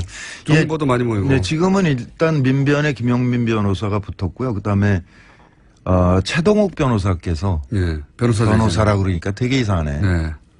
전 검찰총장. 예. 근데 저는 역사 바로쓰기 차원에서 그분이 검찰총장 하는 게 맞았지 않습니까? 갑자기 또 정현주 선생이 KBS 사장으로 복귀하는 게 맞지 않습니까? 그렇게 볼 수도 있습니다. 예. 네, 그러니까 남은 임기를 하시는 게 맞는 것 같아요. 어찌됐든 그분이 일종의 자원봉사로 참여를 하시겠다고 의사를 밝히셨고. 본인도 당했기 때문에 그 심정을 누구보다 잘 알겠죠? 네, 그렇죠. 네, 누구보다 잘 알아서 저도 그 얘기 들었는데 최동욱 전 검찰총장이 아마 이게 방송으로 처음 나오는 것 같습니다. 검찰총장이 이 블랙리스트의 피해를 입은 뭐 연기자, 배우자, 문화예술인들의 소송을 무료로 변론해 주시겠다고. 네, 그랬습니다. 연락이 왔어요. 네. 네. 대단히 감사드리고요. 예. 저희 방송도 한번 나오셔야죠. 네. 여하간 그러면 그렇게 팀을 꾸려서 혼자 하시는 것도 아니고. 예. 그러니까 참여연대도 같이 하기로 했고요. 그러니까 다른 배우들은요? 다른 연기자. 다른 배우들은 제가 그저께 SNS에 올렸는데 한 5분 정도가 참여를 하겠다고 의사를 밝혀오셨어요. 80분 다 해도 되는 거 같아요. 아니, 근데 감독들은 안 빠지거든요. 대부분. 근데 그 감독이 42명이나 돼요. 감독. 그 한편에선 좀 뿌듯하기도 합니다. 그러니까 영화가 굉장히 중요하다라는 거를 MB 정부가 알았었구나. 그러니까 문재인 정부도 영화가 중요한 걸 알아서 좀 지원을 좀 해야 될 텐데. 그러니까 지금 정부 지원이 끊긴 지가 거의 10년 됐어요. 그렇죠. 네, 참여정부 때 하고 그다음에 끊어버리고. 정부는 오로지 화이트리스트라고 소위 국뽕영화만 지원했거든요. 국뽕영화. 네, 그거는 MB 때부터 시작된 일입니다. 그러니까 모태 펀드를 통해서 네. 소위 이제 방송국이나 그런 펀드를 동원해 가지고 정부가 권장하는 영화, 건전 영화죠, 소위. 그렇죠. 네. 건전 영화만 지원했고 실제 이런 문화예술계에 지원이 필요한 것은 지원을 끊어버렸어요. 그렇습니다. 죽으라고. 예. 자, 그럼 소송이 이제 막 준비 단계에 들어간 거네요? 그렇죠. 아무래도 요번 달 말 정도까지는 취합을 끝내고 10월 초쯤에는 이제 소장이 들어가야 되겠죠. 그럼 고소고발 모두 형사, 민사 다. 형사, 민사 다 해야죠. 그러니까 형사 동시 진행하는데 아무래도 형사를 먼저 진행을 하게 될 테니까 거기에 따라서 이제 민사는 영향을 받잖아요. 민사는 그러면 그 대상이 일단은 제일 기초는 국가, 그 다음에 그 이명박 대통령, 원세훈 원장 이 세 사람은 필수고요. 네, 새 대상. 예. 근데 이제 MBC 노조 같은 경우는 김재철 사장을 하고 싶어 하는 모양이더라고요. 그건 당연하잖아요. 그러니까 KBS 노조는 또 KBS 사장을 하고 싶어 하고 그래서 이게 아마 좀 폭이 넓어질 거는 같습니다. 알겠습니다. 최동욱 전 검찰총장이 이 문화예술인 블랙리스트 사건의 무료 변론을 받았다는 소식과 함께 이제 막 준비가 시작됐고 이 소식을 아직 듣지 못하신 분들은 문화예술인 중에 혹은 감독들 중에도 네네. 문성훈 씨에게 연락을 주시고요. 네, 그리고 방송국이나 영화투자 제작사에 계신 분들도 네. 연락을 주십시오. 네, 이걸 그냥 넘어갈 수는 없죠. 네, 10년 짜글짜글 해주셨고 회사에 직접 하셨고 주요 활동은 등산으로 10년을 보내신 그리고 10년 동안 돈도 없기 때문에 연애도 한번 못하신 자 우울한 얘기인데 즐겁게 좀 나눠봤습니다. 네. 배우 문성근 씨였습니다. 감사합니다. 네, 반갑습니다. 자 오늘 대선 후보급이 안 나왔는데도 불구하고 문자가 아주 많이 오는 날입니다. 오늘 방송이 문자를 보내고 싶게 하는 방송이었나 봅니다. 우선 1위의 위험인가요? 슈레더 총리가 나온 게 아직도 믿기지 않습니다. 뭘 못 믿으십니까? 예. 겨우 독일 전 총리에 불과한데요. 우리나라 현 총리도 곧 나오실 겁니다. 네. 미친 섭외력, 네. 이 정도는 기본으로 이제 받아들여 주십시오. 네. 자, 그리고 요즘 이 타임머신 문자가 인기예요. 예. 처음 이제 그날 할 방송을 미리 잘 봤다고 문자를 보내는 데서 시작됐는데, 그게 이제 더 나아가서 저희 앞방송, 김법인 아나운서 방송에 미리 봤다고 잘 들었다고 보내더니 오늘은 이제 공개 방송을 잘 봤다고 앞으로 열흘 남았는데 공개 방송 잘 봤습니다. 공개 방송에서 열쇠고리 너무 고마워요. 공개 방송에서 공장장 너무 야유였네요. 뭐 이런 얘기들 오고 있습니다. 그리고 뉴스공장 1주년 공개방송에 대한 문의가 많네요. 9월 26일이고요. 공개방송은 생방송인가요? 저희는 생방송밖에 하지 않습니다. 예. 꼭두 새벽 라이브라고 7시 5분에 방송이 시작하기 때문에 대략 한 6시쯤에 오면 볼 수 있지 않을까 하는 분들이 있을 수 있죠. 네. 그분들은 밖에서 봐야 됩니다. 한번 해본 결과, 네. 6시보다 더 빨리 와야 된다. 예. 그거 어떻게 이렇게 일찍 가냐? 제가 할 바가 아니다. 자, 알제리인데 문자 보내는 방법을 알려달라고 문자를 보내셨나요? 지금은 해외에, 전화로는 바로 왜냐면, 어쩌고저쩌고 않습니까? 네. 그래서, 요금이, 부과가 안 되기 때문에 그 시스템상. 예. 카카오톡 플러스에서 TBS 친구 맺기 혹은 TBS 홈페이지 혹은 앱 게시판을 이용해 주시면 됩니다. 네. 여기까지 하겠습니다. 천둥번개와 함께하는 방송. 예. 항상 타이밍이 안 맞는 천둥번개와 함께하는 방송. 은닉재산 프로파일러 안원구 전 대구 지방국세청장. 대구의 국세청장이었던 분입니다. 안녕하십니까? 안녕하십니까? 네. 굉장히 잘 나갔었고, 예, 곧 국세청장이 될 줄 알았으나 감옥을 2년 가신 분입니다. 근데 그때는 너무나 억울하셨겠지만, 사실은 그 사건이 지금 와서 보면 누구도 말할 수 없는 역사 현장에 본인이 원하지는 않으셨는데 예. 또박또박 계셔서 그죠? 정말 신기합니다. 저도 생각해보면. 예. 그때는 뭐 그런 생각할 겨를이 없었겠죠. 당연히 너무 억울하다 이렇게만 생각하셨겠는데 지금 되돌아보면 이명박 전 대통령이라든가 예. 관련 사안에 아주 핵심에 정확하게 계셨어요. 예. 예. 노무현 대통령 표적수사 것도 그렇고 예. 도곡동 땅 소위 BBK의 실체 그렇습니다. 에도 원하지 않으셨는데 예, 전표를 보는 바람에 현장에 계셨고 그리고 이제 최순실 해외 도피 새 은닉 재산을 추적하는 거를 본인이 이건 원해서 하신 거죠. 그렇습니다. 원해서 하셨는데 이렇게까지 수면 위로 올라와서 지금 방송의 고정 시간을 하실 줄이야. 게다가 그 결과 책도 내셨지 않습니까? 예. 예, 책 이름은 국세청은 과연 정의로운가. 이 책 제목으로 봐서는 제가 보기에는 거의 안 팔릴 책이거든요. 그런데 지금까지 이런 은닉재산을 추적하고 해외 돌아다니고 하는 걸 완전 사비로했기 때문에 사실 문의 많이 왔었어요. 저희한테. 예. 안원구 청년이면 후원할 방법이 없거든요. 개인을 후원할 방법이 사실상 없어요. 그러면 세금 문제가 발생하지 않습니까? 그렇죠. 그렇습니다. 예. 네. 국세천장인데 세금이 발생하는 방법으로 후원할 수는 없지 않습니까? 방법이 없는데 이 책이 나와서 책이 2세 찍으셨다면서요? 예, 그렇습니다. 저수지 게임도 마찬가지 아닙니까, 지금? 저수지 게임도 사실 잘 안 볼 영화인데. 지금 저수지 게임도 많은 사람들이 보고 있는 것 같더라고요. 아주 부족합니다. 예. 참고로 이번 주말에 10만 원 돌파할 것 같은데. 예, 그 안에 꼭 한번 봐야 될 것 같습니다. 제가 보니까. 보셨죠, 저? 예, 저는 네. 봤습니다. 예.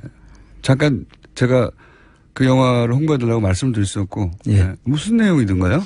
그 주로 이명박 대통령의 그 비자금의 그 저수지가 예. 보통 우리가 저수지라고 하는데 사실 비자금이 모여드는 곳이죠. 예. 그 흐름을 쫓아가는 영화인데 마지막까지는 찾아내지는 못했고 예.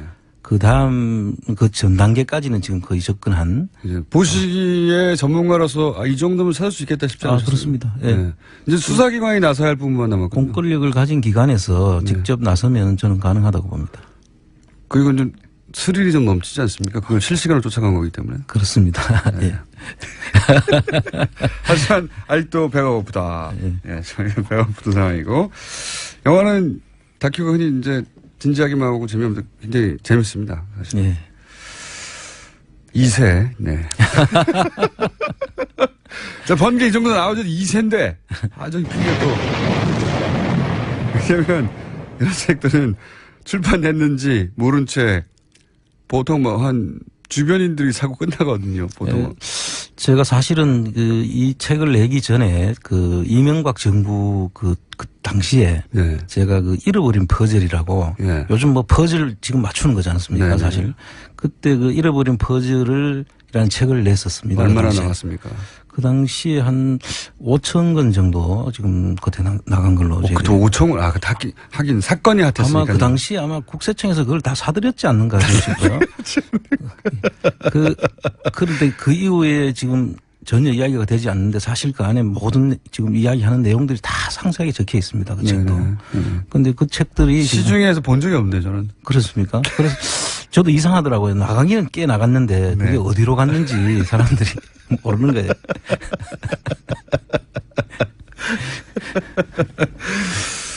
네, 이번에는 이제 그러지는 않을 거고요. 예, 순수하게 독자들이 사시는 거고, 예, 많은 분들이 감사하다고 책 샀다는 문자 많이 받아요, 저희도. 예. 예. 내용도 도움이 된다고. 예. 2세도 찍으셨다고 합니다. 자, 제가 다른 얘기 전에 문선진 씨가 바로 앞에 왔다가 지나갔는데 세무조사 얘기를 했거든요. 예. 그러니까 본인한테 출연료를 입금한 모든 회사들이 다 세무조사를 당했다. 그렇습니다. 저도 크진 않지만 실제 크지 않으니까 더 신기하고 억울한 건데 저희 말고 저희한테 노무현 전 대통령 서거 즈음하여 티셔츠를 납품하던 업체가 있었어요. 예. 정말 영세하거든요. 네, 그렇습니다. 그런 데까지 세무조사를 하더라고요. 정말 꼼꼼하게 했죠, 그 당시에. 그래서 지금 쭉 보면 원래 세무조사라는 것은 성실 신고를 담보하기 위해서라거나 그다음에 명백한 탈세가 있을 때 그거를 바로잡기 위해서 하는데 사실 그 세무조사는 세수하고는 크게 연관이 없거든요. 다만 성실하게 신고가 될 수 있도록 하는 담보 역할을 하는 게 세무조사인데 그 목적 이외에 한 조사는 다 정치적 목적이 있었다고 보는 거죠.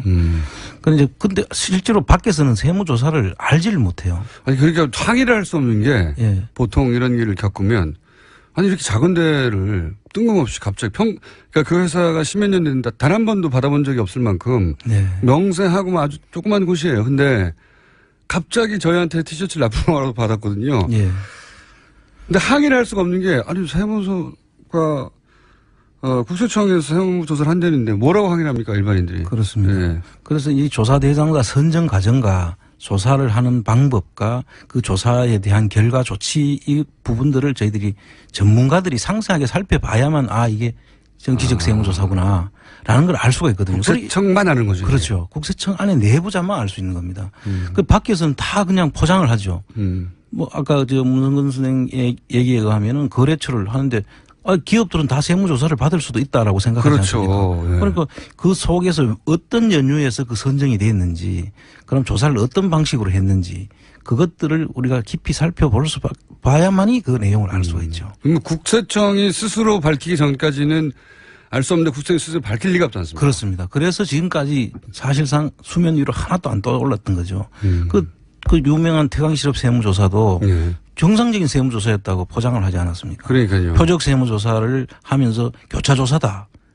그래서 일반적인 정상적인 세무조사라고 계속 이야기를 했지만 대통령을 타겟으로 한 것조차도 덮으려고 한 거죠. 그렇습니다. 그래서 그 내용을 안에 있는 사람들이 그 내용을 밝히지 않으면 그 내용을 누구도 알 수 없는 게 이 세무조사의 특징이에요. 검찰도 마찬가지인데 검찰하고 이 국세청의 세무조사는 검찰 수사라든지 의도를 가지고 하면서 우리가 이런 의도를 가지고 했다라고 아무도 이야기를 안 하죠. 근데 검찰은 그나마 그게 이제 공식적으로 기소가 되고 재판정에 올라가고 또 그렇습니다. 법무부도 있고 그 출입 기자들이 사실은 눈치도 있고 예, 그러면서 수면 위로 올라오게 되는데 피의 사실 공표를 하면 안 된다고 그렇게 법에 돼 있지만 다 지금 사실 언론에서 다 공표를 하지 않습니까? 예. 그러나 국세청 세무조사에 대해서는 전혀 언급이 안 되죠. 그래서 왜 밖에서 그렇습니까? 일단 첫 번째는 이게 정치적 조사인지 아닌지 구분할 능력이 국세청 내부의 깊숙한 내부자 아니면 알 수가 없다. 그렇습니다. 그 번째. 실제로 국세청 직원들도 대다수 직원들은 모릅니다. 그거를 하는 쪽에 있는 사람만 알 수 있는 거죠. 그 라인의 요직에 있는 사람 극소수만 아는군요. 그렇습니다. 그러고 밑에 직원들은 그냥 위에서 지시가 내려와서 이 조사를 하라고 하니까 자기들은 그렇죠. 할 수밖에 없죠. 이유를 묻지 않고 해야 되죠. 이유는 뭐 물을 수도 없는 것이고. 그런데 위에서 그 지시하는 사람 몇몇 중요한 라인에 있는 사람들만 그 내용을 알고 있고 그 사람만 입 다물면 그 사람들은 또 입을 열 리가 없지 않습니까? 그렇죠. 그러니까 이게 전부 다 넘어가는 것이죠. 그러면은 그렇게 국세청의 정치적 조사를 지시할 만한 위치에 있는 것은 뭐 예를 들면 국정원입니까? 아니면 청와대입니까? 어떻게 되는 겁니까? 이제 그 국세청도 장난이 아닌 조직이잖아요. 누가 시킨다고 막 할 때가 아니잖아요. 사실은 제가 볼 때는 국세청이 숨은 권력기관이에요, 사실은. 그걸 전 밖에서는 검찰, 국정원 이렇게 이야기를 하지만 모든 사실 일들 속에는 이 국세청이 선행되는 경우가 아주 많습니다. 그래서 국세청에서 어떤 일을 꾸며가 하면 그 마무리를 이제 검찰에서 보통 하지 않습니까? 그래서 검찰이 한 것처럼 보이는 것이죠. 그 태광실업 세무조사가 그 단적인 예입니다, 사실은. 그렇죠. 그거는 국세청에 해서 예, 검찰로 넘겨서 넘어간 것이지. 그래서 마무리를 한 것이죠. 그러니까 제가 궁금한 건 국세청을 그렇게 정치적 세무조사에 나서게 할 정도의 권력은 그러면 어느 정도 선에서 나오는 건가요? 뭐 국정원에서 지시하는 경우는 사실 그 지시한다고 들을 것도 아니고요. 네. 아마 그 선 윗선일 걸로 저는 봅니다. 그래서 국세청이면 뭐 대통령 아니면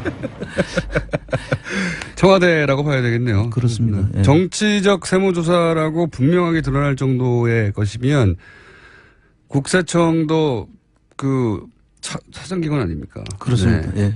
대표적인 사정기관이고 검찰하고 맞먹는다고 해도 되는데 그게 이제 검찰이나 국세청, 국정원에서 하란다고 막 하는 게 아니고 그렇습니다. 그 위에 청와대의 뜻이 담긴 예. 정도가 돼야 그러니까 움직인다. 검찰이나 국세청에서 이런 세무조사를 하거나 수사를 했을 때 이게 드러나지 않습니까? 정치적 세무조사였다는 것이 명백하게 드러나면 그 라인에 있었던 사람들은 사실 다 처벌을 해야 돼요. 그렇겠네요. 말씀을 네. 듣고 보니까. 이 처벌하지 않으면 앞으로 또 이런 일이 그대로 반복됩니다. 정치적 세무조사가 분명한 사건에 대해서 국세청의 그 라인에 있던 사람들이 처벌받은 전례가 있습니까? 전혀 없죠. 아, 국세청은 항상 피해갔군요. 국세청뿐만 아니라 검찰도 사실은 뭐 한 번도 자체적으로 처벌을 하거나 한 일이 없죠. 하지만 검찰은 또 정권이 바뀌고 그것이 연루된 사진이 나오면 옷 벗기도 하고 그런 게 있는데 예. 국세청은 그런 게 없죠. 국세청은 누가 조사했는지 자체를 아예 감추니까요. 그리고 이 내용을 알려주지도 않습니다. 그 81조에 의해서 비밀 유지 의무가 있거든요. 그러면 정권이 그 정부가 굉장히 강력한 의지를 가지고 외부에서 이 사안을 뒤져보고 그 책임 소재를 따져야지 가능하겠네요. 그 외부에서는 절대 알 수가 없습니다. 제 말은 국세청에 근무했던 전문가와 함께. 그렇습니다. 예를 들면 안홍구 청장님과 함께. 그럼 이제 내부에서 그걸 같이 경험하거나 그 내용을 보면은 네. 그 이게 어떤 조사인지를 알 수 있는 사람들이 있거든요. 그런 조사 라인에 있었던 사람들은 그 정상적인 그 조사 대상자 선정이라든지 그다음 조사 방법이라든지 조사 결과 조치 사항들을 보면 상당 이게 어떤 정치적 세무조사인지를 알 수가 있죠. 그러나 바깥에서만 있던 분들은 이게 도저히 알 수가 없다. 도저히 알 수가 없습니다. 그러니까 국세청 내부에 예를 들어서 TF를 구성해가지고 자체적으로 맡겨놔서는 될 일이 아니다 이게. 그렇습니다. 그리고 우리가 보통 블랙리스트, 화이트리스트 이렇게 하지 않습니까? 그런데 이 세무조사도 화이트리스트가 있습니다. 예를 들면 어떤 조사는 또 봐주기 조사가 될 수도 있죠. 무조건 봐주기. 덮어주고. 재벌이나 또는 뭐 정과가 유착됐다든가. 예, 그런 어떤 목적이 있을 경우에는 네. 또 겁만 주고 말기 위해서 일부러 그 조사 자체를 하고 어느 정도는 또 덮는 그런 조사도 있을 수 있죠. 정치적 목적으로. 즉 이것은 내가 해야 밝힐 수 있다고 지금. 안홍구 청장님이 말씀을 하신 걸로 벌써 시간이 다 됐네요. 예. 오늘은 여기까지 하고 사실 오늘은 이제 정치적 세무조사 디테일 하기로 했는데 다음 시간에 하기로 했습니다. 네, 지금까지 안홍구 청장님이었습니다. 감사합니다. 예, 감사합니다. 월요일 날 뵙겠습니다. 안녕.